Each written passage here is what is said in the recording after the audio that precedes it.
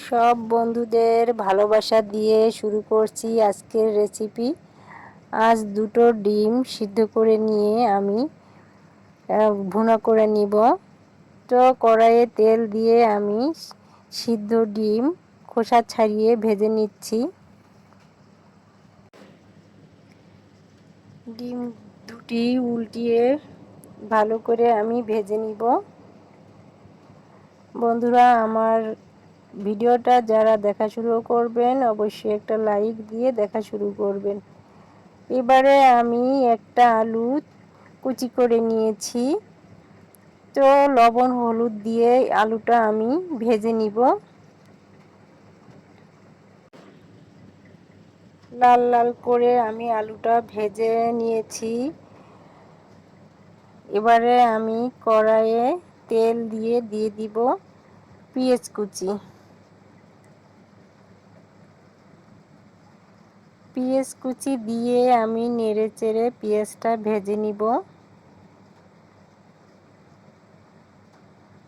বন্ধুরা, আমার ভিডিও যদি ভালো লাগে তাহলে লাইক কমেন্টস ও শেয়ার করতে ভুলবেন না। পেঁয়াজটা ভাজা হয়ে গেছে। এবারে আমি সামান্য পানি দিয়ে দিব মরিচের গুঁড়া, পরিমাণ মতো হলুদের গুঁড়া, স্বাদ মতো লবণ। এবারে আমি মশলাটা ভালোভাবে কষিয়ে নিব।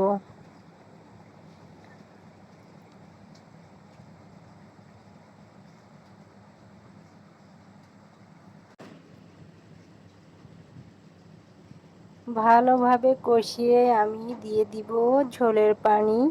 তো বন্ধুরা, আমি আর কোনো মশলা এর মধ্যে দিব না, শুধু পেঁয়াজ দিয়েই আমি ডিম দুটো ভুনো করে নিব।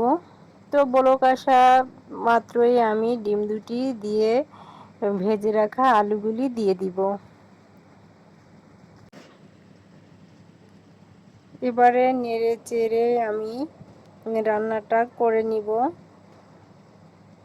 বন্ধুরা, যারা আমার চ্যানেলটি এখনও সাবস্ক্রাইব করেন নাই অবশ্যই সাবস্ক্রাইব করে আমার পাশে থাকার অনুরোধ রইল। দিয়ে দিব ধনেপাতা। তো আমার ডিম ভুনাটা হয়ে এসেছে। এবারে ধনেপাতা দিয়ে আমি নামিয়ে নিব। ডিম ভুনাটা সত্যি কিন্তু মজা হয়েছিল, লোভনীয় হয়েছে।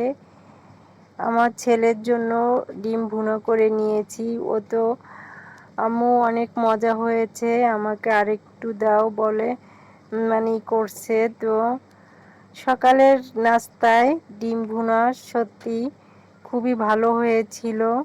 আপনারা চাইলে এভাবে একবার ট্রাই করে খেয়ে দেখতে পারেন। আল্লাহ হাফেজ।